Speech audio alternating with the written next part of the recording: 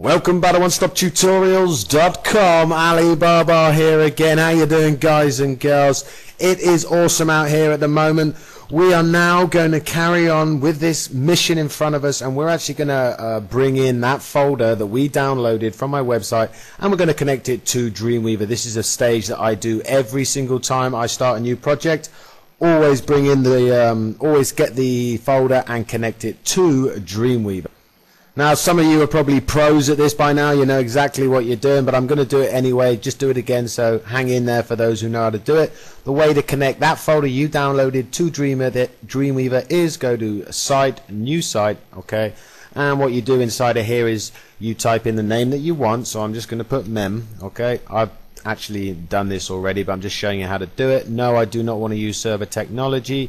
You would then find that folder that is you'd find where it is on your computer, okay? Carry on. Next, do you want to connect to the remote server? Nope, we're actually going to use FTP later on, so you would click none and you click next. It'd give you a general outlay, and then you can press done, and what it will do is it will bring it into your files palette and it will bring in your site, okay? What I want to do is I want to come to scripts, and I've already, you know, it's a bit like if you're English and you used to watch Blue Peter as a kid. Here's one I made earlier. So what do we have in here? Well, this is all our PHP, HTML, all those funky files that we need to modify. They're all inside of this folder, okay? Different things like activate, and this database one is the one you've already done. But the one I'm going to get into in this tutorial, and it's probably one of the most important files in this actual whole folder, is the db.php. Now what this one is this here, this information here, these 4 lines here, connects to that PHP MyAdmin database. It is really important that you put this information in here, okay? What I'm going to do is open up. Here it is. Here's GoDaddy information.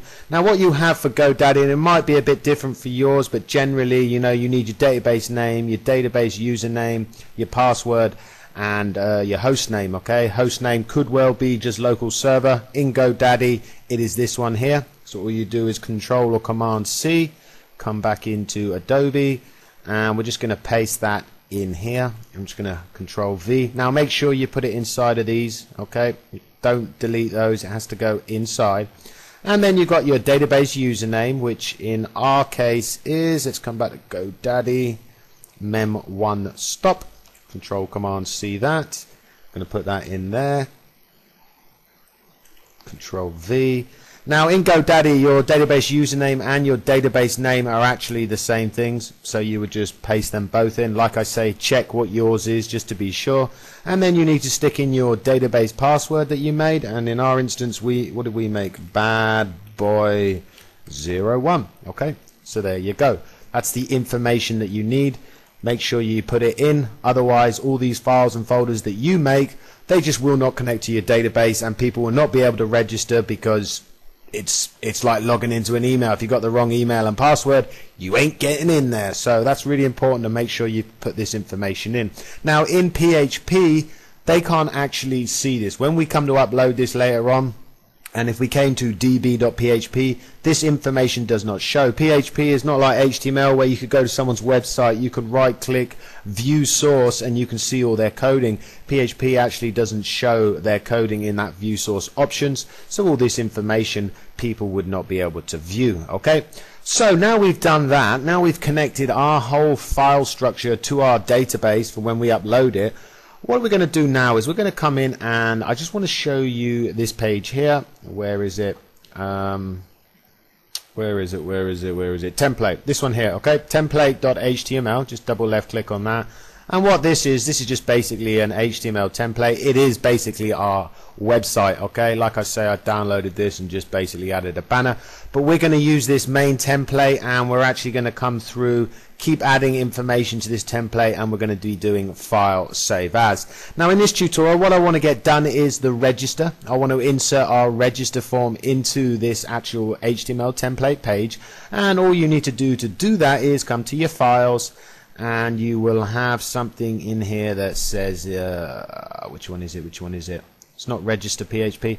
it is joinform.html. Okay, that's the form that you want, and this basically, all this is a basic form. Okay, it's a basic form with certain echoes, PHP in it to echo out this information. So basically, if we come into the code view, you can just see that this is a form, okay, and this form gets posted, so it gets sent to a file on our folder called register.php, which is this one here.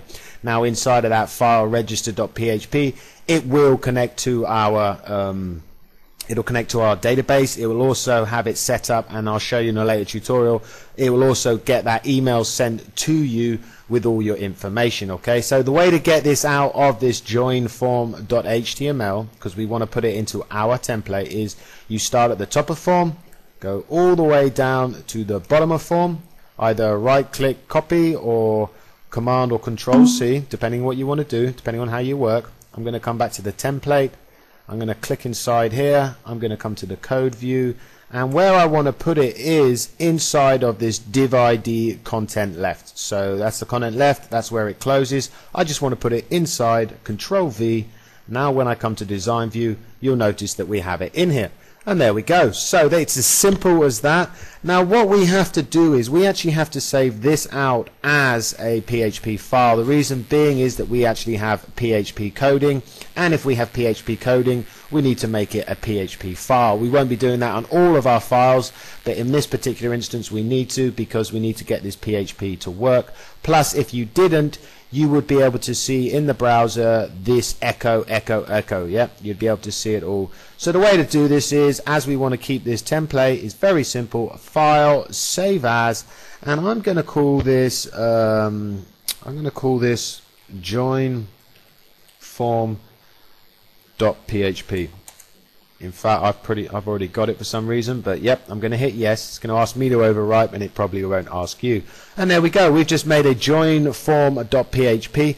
The reason we put .php at the end is just to make sure that it saves as a PHP file, because we actually had it inside of an HTML file, and we just want to make sure it doesn't get saved out as another HTML file. And that is it. So for this tutorial, that is it. We've inserted our register, and the next one we'll come in and format this a bit better and make this have that bit more sexy look. Okay, take it easy, guys and girls. Any questions, any problems, please let me know. Subscribe to YouTube, check out my website and my forum, and I shall catch you guys and girls at the next one-stop tutorials. Laters, everyone.